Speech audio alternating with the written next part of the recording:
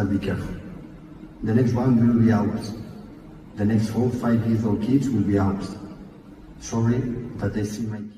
በቅድሚያም ጭካኔ ነበር። ጭካኔውን ተከትሎም ጭካኔ ይቆም ዘንድ የሚናገሩ ሰዎች በረከቱ። በሁሉም የሙያ ዘርፍ በየትኛውም የሙያ መስክ ላይ ያሉ ሁሉ ስለ ጋዛ ሕዝብ ብለው ተናገሩ። የእግር ኳሱ ዓለም ከስታዲየሞቹ በላይ በሚሰማ ድምፅ መገደልና መግደል ያብቃለ። የዘመናችን ዘመናዊ እግር ኳስ አባት ፔፕ ጓርዲዮላ የምናገረው ስለ ርዕዮተ ዓለም አይደለም አሉ። ነግበኔ ብያወራለሁ። ዛሬ ካልጮህን ተረኞቹ እኛ መሆናችንን ልብ እንበል። ዛሬ በዚያ የሚገደሉት ሕፃናት የእኛ ልጆች አይደሉም። ነገ ግን ተረኞች የሚሆኑት የራሳችን የአብራክ ክፋዮች ናቸው። በጋዛ የሚሆነውን ሁሉ ስመለከት የ4 እና 5 ዓመት ጨቅላዎችም በቦምብ ተደብድበው ሲሞቱ፣ በሆስፒታልም እያሉ ሲገደሉ ልጆቼን ማርያን፣ ማርየስንና ቫለንቲናን አስባለሁ እያሉም ያንን እልቂት በምሬት ገለጹት። ነገ በኔ ብለው እንዲያስቡበት ቀሰቀሱ። የአምናው የእንግሊዝ እግር ኳስ ሊግ ኮከብ ጎል አስቆጣሪ መሐመድ ሳላህ የሙያ አጋሩ የሆነው ፍልስጤማዊ እግር ኳሰኛ ሱሌሜን አል አቡኤድ በእስራኤል ጦር መገደሉ እርግጥ ከሆነ በኋላ የሰጠው አስተያየት ከጎረቤት ልጅ የሚነገር ብቻ አልነበረም። የአውሮፓ እግር ኳስ ማህበር ስለ ሱሌማን ሞት ማዘኑን የገለጸበትን የትዊተር መልእክት ያያያዘው ግብፃዊ የስፖርት ሰው የጻፋት አጭር መልእክት የዓለም ርዕሰ ዜና ሆና ከርማለች። ለመሆኑ ግን እንዴት እንደሞተ፣ የት እንደሞተና ለምን እንደሞተ ልትነግሩን ትችላላችሁን? የሚለውን ሞጋች ጥያቄ ለአውሮፓዊው የእግር ኳስ ህብረት አስተዳዳሪ ያነሳው ሞ ልክ እንደ ፔፕ ስለ ፖለቲካ እያወራ አልነበረም። የማንቸስተር ዩናይትድ ታሪካዊ ከዋክብት ሲዘረዘሩ ከፊት ከሚቀመጡት የፊት መስመር ተጫዋቾች መካከል አንዱ የሚሆነው በ5 ዓመት ውስጥ 4 የሊጉን ዋንጫ በማንሳት ስሙን በደማቅ ታሪክ ያጻፈው የ59 ዓመቱ ፈረንሳዊ ኤሪክ ዳንኤል ፒሬ ካንቶናም ከነ ፔፕና ሞ በኋላ የተናገረው ድምፁ በነ ማርቲን ሉተር ኪንግ ድምፀት የተሰማ ነበር። ዋይ ዘ ደብል ስታንዳርድስ ብሎ ሲናገር የሐሳብ ተጋሪዎቹ አድናቂዎቹ ብቻ አልነበሩም። ኤሪክ በአሁኑ ወቅት እግር ኳስ ተራ ስፖርት አለመሆኑን አነሳና የዓለም ፖለቲካ መሳሪያ መሆኑ የሚያገለግል መሆኑን እናውቃለን አለ። ቀጠለናም ያለውን አድሏዊነት ለማንሳት ሩሲያና እስራኤልን ወሰደ። ወደ ምስራቅ አውሮፓና ወደ መካከለኛው ምስራቅም ተመለከተ። ሩሲያ በዩክሬን ላይ ውጊያ ከከፈተች በኋላ ፊፋም ሆነ የአውሮፓ እግር ኳስ ማህበር ከ4 ቀናት በላይ አልዘገዩም። ሩሲያን ከሚያወዳድሩበት መድረክ ሁሉ አገዷት።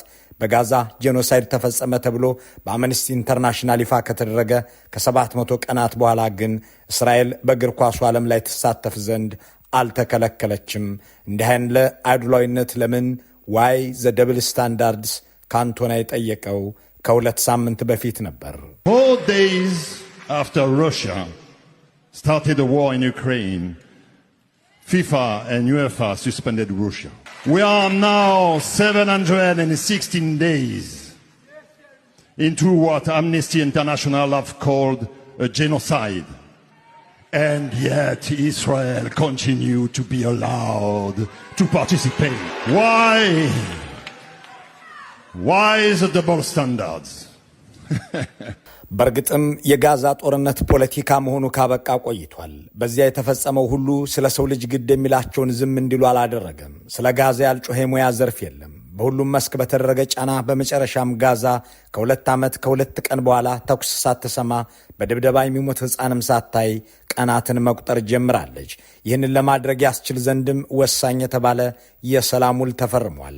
ከፊርማው በኋላ የተፈናቀሉ ጋዛውያን ወደ ፈረሱት ቤቶቻቸው፣ ወደ አመድነት ወደ ተቀየሩት ቀያቸው ሲመለሱ ታይተዋል። የእስራኤል ጦር በጥልቀት ከገባባቸው ቦታዎች ለቆ ሲወጣ ተስተውሏል። የእስረኞችና ታጋዮች ልውውጥ በሚቀጥሉት ቀናት ይቀጥላል ተብሎ ይጠበቃል። እንዳም ሆኖ የፊርማውን ገቢራዊነት፣ የስምምነቱን ተፈጻሚነት የሚጠራጠሩ አያሌዎች ስጋታቸውን እየገለጹ ናቸው። ከሁሉም ደግሞ ሐማስ ትጥቅ ይፈታል የሚለው የስምምነቱ አንቀጽ ይተገበራል ወይ የሚለውን የሚያነሱ ሰዎች ውሉ ጊዜ መግዣ እንዳይሆን እያሉ ናቸው። በእርግጥ ሐማስ ትጥቅ ይፈታልን? ለመሆኑ ግን ይህ ለእስራኤልና ምዕራባውያን ሽብርተኛ ለጋዛዎች አርበኛ ተደርጎ ሲታይ የቆየው የዚያች ሰርጥ ታጣቂ ኃይል የፖለቲካ ዕዳ ነው ወይስ በረከት? ለመሆኑስ የጋዛ ሕዝብ ሐማስን ቢያጣ ምን ይቀርበታል? ሐማስ ትጥቁን ባይፈታስ ምን ይፈጠራል? እነዚህን ጥያቄዎች ለማብራራት ደቂቃዎችን እንጨምር። At the time of his release, there were some hopes that Sheikh Yassin might agree a truce.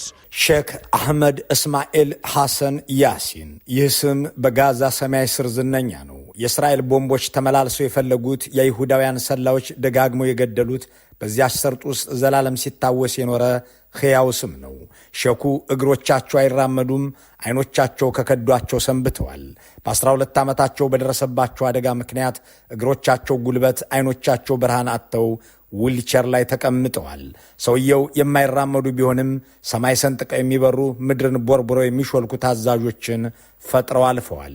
የማየት አቅማቸው ቢዳከምም ፍልስፍናና ፖለቲካን ተራቀውበታል። ኢኮኖሚክስና ቴዎሎጂን ከመዳፋቸው ባላነሰ ያውቁታል ይባልላቸዋል። ያሲን በጋዛ ሰው ሁሉ ከቧቸው ንግግራቸውን የሚያዳምጥ እንደ ጥንታዊ የግሪክ ፈላስፎች እየተከተለም የሚሰማቸው ከእያንዳንዱ የአርብ ሶላት በኋላ በሚያስተምሩት መንፈሳዊ ቃልና ፖለቲካዊ ትእዛዛት የተመሰጡ 10 ሺዎች እጃቸውን ለመጨበጥ የሚጋፉላቸው ነበሩ። ለወገን ኩራት፣ ለጠላት እግር እሳት የሆኑ በቀድሞ የእስራኤል ጠቅላይ ሚኒስትር አሪየል ሻሮን ገለጻ ደግሞ የፍልስጤም የሽብር አውራ፣ በጋዛ ነዋሪዎች ቋንቋ የነጻነት አባወራ ሼክ ሐሰን ያሲን። የጋዛ ነዋሪዎች እንደ አርበኛቸው እንደ ታጋያቸውም የሚያዩትን ድርጅት ጠፍጥፈው የሰሩት እፍ ብለው ነፍስ የዘሩበት እሳቸው ናቸው። በዊልቸር ላይ ተቀምጠው አየር ሰንጥቀው የሚበሩ አባላት ያሉትን ድርጅት የፈጠሩ በተዳከሙ አይኖቻቸው አንብበው እስልምናና ፖለቲካን ነጻነትን የሚያነገበ ማኒፌስቶ የቀረጹ የዛሬው ሐማስ የእሳቸው እጅ ሥራ ውጤት የሆነላቸው ሐሰን ያሲን የፍልስጤማውያን የመንፈስ አባት ያሲን በዚያች ሰርጥ ውስጥ እንደ አውሮፓውያን አቆጣጠር በ1987 የመሰረቱት ድርጅት የፍልስጤም ነጻነት ንቅናቄ ወይም በአረብኛ ሐራካት አልሙቃዋማ አልእስላማያ እየተባለ ላለፉት 38 ዓመታት ዘልቋል። አህመድ ያሲንን እንደ አውሮፓውያን አቆጣጠር በ2004 መጋቢት ወር ላይ የእስራኤል ሄሊኮፕተር በጋዛ ከተማ ውስጥ ኢላማው አደረጋቸው። ተፈላጊው ያሲን ከነጠባቂዎቻቸው ተገደሉ። ቴልአቪቭ ተሳካላት። የሐማስን ፈጣሪ ገደለችው። ከ200,000 በላይ ፍልስጤማውያን በተገኙበት ሥርዓተ ቀብራቸው ተፈጸመ። የፈጠሩት ድርጅት ሐማስ ግን ይሁዲዎችን እንቅልፍ እንደነሳ፣ ምዕራባውያንን እንዳባነነ 38 ሮመዳኖች አለፉ። 38 የሮሽ ሐሻናህ በዓላት ተከበሩ። በእነዚህ 38 መስከረሞች በ34 ሀገራት በሽብርተኛነት ተፈርጇል። ከአንዲት ሀገር ያልተቋረጠ ድጋፍ አልተለየውም። እሷም ኢራን ነች። ቱርክና ካታር ከተጠቀሱ ሁለተኛና ሶስተኛ የሐማስ ወዳጆች ይሆናሉ። ከዘንድሮ በኋላ ግን ከባለፈው ሐሙስ አንስቶ ሐማስ ራሱ እንዲህ የሚባል ድርጅት ከእንግዲህ አይኖርም ብሎ በትጥቅም በፖለቲካም ውስጥ ላይ ገባ ተስማምቶ ራሱን ለማክሰም ወስኖ ትጥቅ ጥሎ ለመበተን ቃል ገብቶ የሕይወት ዑደቱን ሊቋጭ መሆኑ ተነግሯል። በፍልስጤም ጋዛ ተወልዶ በሸርም አልሼክ ግብፅ ሞት የተፈረደበት ሐማስ በእርግጥ በቀላሉ ይጠፋል ወይ? ለቃሉና ለውሉስ ይገዛል ወይ? ነገሩን ከጋዛ ሰላምና ከፍልስጤማውያን ህልውና ጋር የሚያገናኘውስ ነገር አለ ወይ? የሚሉ ጸሐፊዎች የሐማስ ዕጣ ፈንታ የቀጣዩን ጋዛ ዕጣ ፈንታ ይወስናል በማለትም ላይ ናቸው። Peace to Gaza. Peace to the men of Gaza. Peace to the women of Gaza. ካህሊል አል-ሃያ የሐማስ ተደራዳሪ ሆነው ሰሞነኛውን የተኩስ አቁም ያዋለዱ የታጣቂ ኃይሉ ከፍተኛ አመራር ናቸው። የሰላም ስምምነቱን ባብራሩበት ንግግራቸው ጓዶቻቸውና የጋዛ ሕዝብ መሬቱንና ግዛቱን ከጠላት ለመከላከል ያደረገው ተጋድሎ ውጤታማ እንደነበር፣ እሳቸው ጠላት የሚሏት እስራኤልም ይህንን ግዛት በድጋሚ እንደማትመለስበት ከአደራዳሪዎች መተማመኛ እንደተሰጣቸው ከገለጹ በኋላ ትጥቅ እንደሚፈቱ መስማማታቸውን፣ ሐማስን ለመበተን መዋዋላቸውን ሳያነሱ ማብራሪያውን ጨርሰዋል። የውሉ 13ኛ አንቀጽ ግን ያንን ይላል። ሐማስም ሆነ አንጃዎቹ በቀጣዩ ጋዛ ጣፈንታ ላይ በምንም መንገድ የመወሰን መብት የላቸውም። ድርጅቱ ያለውን ትጥቅ ይሸጣል፣ የውጊያ መሠረተ ልማቶቹ ይወድማሉ፣ መሳሪያዎቹን በሙሉ አስረክቦ ትጥቅ ይፈታል ይላል አንቀጹ። የዚህን አንቀጽ ዕጣ ፈንታ በማስመልከት አልጀዚራ ላይ ሰፋ ያለ ምንባብ የጻፉት ማትናሽድ ውሉ የሰላም ስምምነት ሳይሆን የዘር ማጥፋት ጦርነት ያደረገችውን እስራኤልን ለመከላከል የተዋጋውን ኃይል ትጥቅ በማስፈታት የተደመደመ የእጅ መስጠት ነው ብለውታል።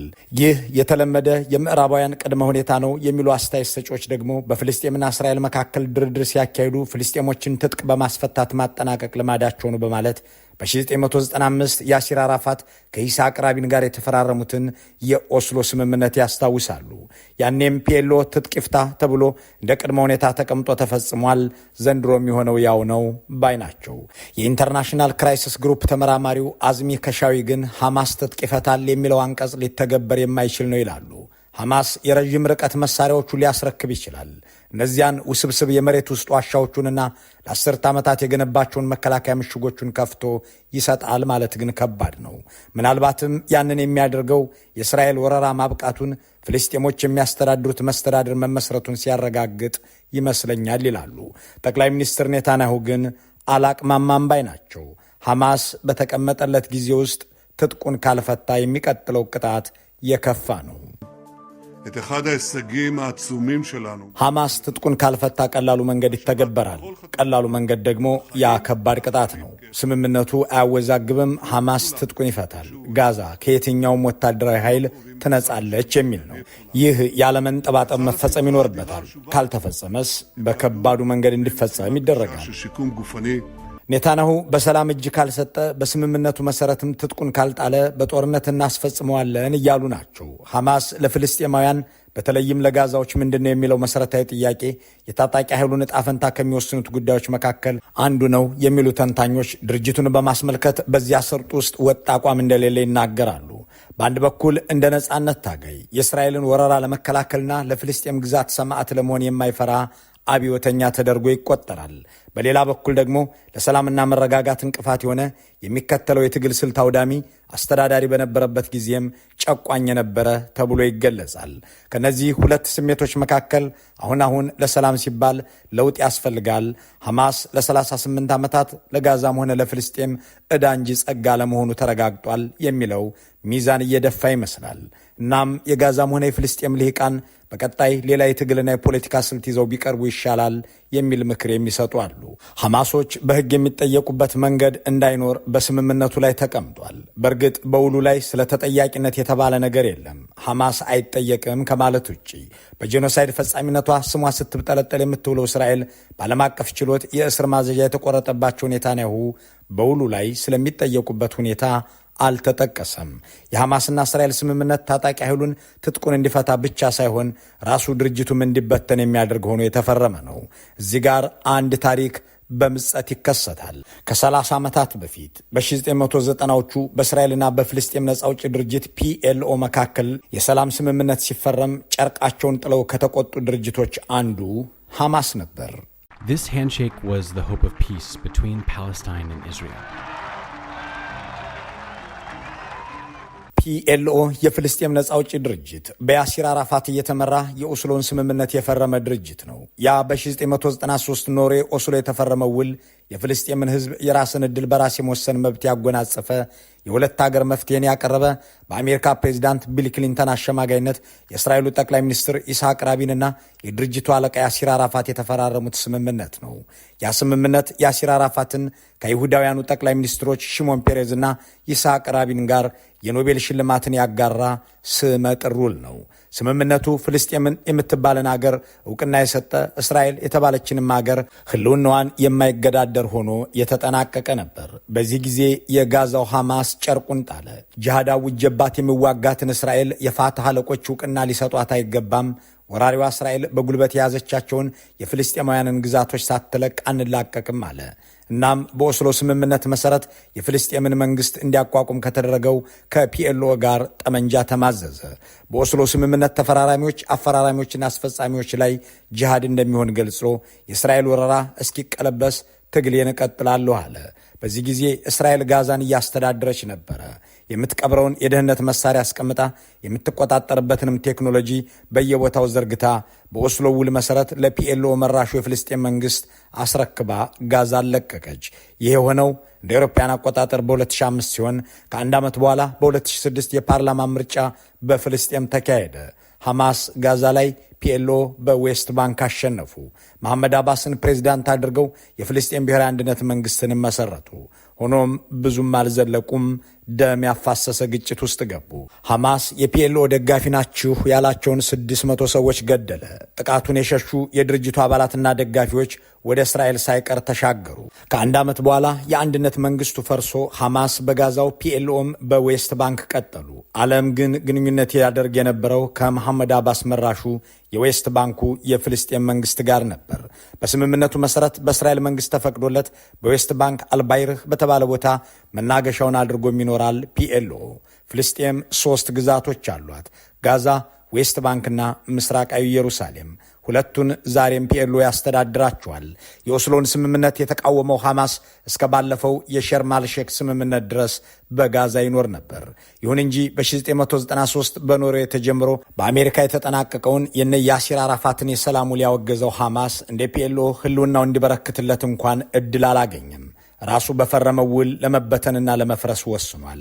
የምዕራቡ ዓለም ሽብርተኛ ብሎ እንደ አይኤስ ያሳደደው እንደ አልቃይዳ ያሰሰው አሜሪካ በ1997 የአውሮፓ ህብረትን በ2003 ነውጠኛ አሸባሪ ነው ብለው የፈረጁት የተባበሩት መንግስታት ሽብርተኛ ልለው ይቸግረኛል ሲል የተወው እንግሊዝ ትንሽ ግን አስቸጋሪ ሽብርተኛ ስትል የፈረጀችው ቻይና ህዝብ ከወደደህ እደግፍሃለሁ ያለችው እስራኤል የምትባል አገር አላውቅም ሲል የኖረው ሐማስ እጠፋና እበተን ዘንድ ተስማምቻለሁ ብሎ ባለ 20 አንቀጹን ውል ፈርሞበታል። በእያንዳንዱ የፍልስጤም መሬት ላይ የአላህን መመሪያዎች ማውለብለብ፣ እያንዳንዱን እስራኤላዊ በጂሃድ መለብለብ የሚል መርህ ያለው ሐማስ በፍልስጤማውያን ምድር ከጦርነት ውጭ መውጫ የለም የሚል ጽኑ እምነት የነበረው ሐማስ ከዚህ በኋላ በዚህ ግብሬም በዚህ ስሜም አልከሰት ዘንድ አሜሪካ ያለችን ሰምቻለሁ ሲል ተስማምቷል። የነ አህመድ ያሲን እጅ ሥራ፣ የነ አብዱል አዚዝ ራንቴንሲ ሌጋሲ፣ የነ ካሊድ ማሻል አሻራ፣ የነ የህያ ሲንዋር ደም፣ የነ መሐመድ ደይፍ የቁርጠኝነት አከርማ የእስማኤል ሐኒየህ ድርጅት ሐማስ ታሪክ ሆን ዘንድ ፈቅጃለሁ ብሎ በታሪካዊቷ የግብፅ ከተማ ሸርም አልሼክ ፈርሟል። አሁን ግን ለ2 ዓመት በጋዛ ላይ የተሳለው ሰይፍ ወደ ሰጎባው እየገባ ይመስላል። እንደ ኢያሪኮ የተናደችው ጋዛም የሚወዷትን ልጆቿን በፍርስራሾቿ ስር እየተቀበለች ነው። ላለፉት 2 ዓመታት ከዮርዳኖስ ወንዝ እስከ ሜዲትራንያን ባህር ይቀዝፉ የነበሩ የጦር መርከቦች መልህቃቸውን ጣሉ። የውጊያ አውሮፕላኖች ከማረፊያቸው ዋሉ። ታንኮች መንቆራጠጥ፣ መድፎች ማጓራት ተዉ። ቦምቦችም መዝነባቸው ቆመ። መልካሙን ሁሉ በመመኘት በዚሁ እንሰናበታለን።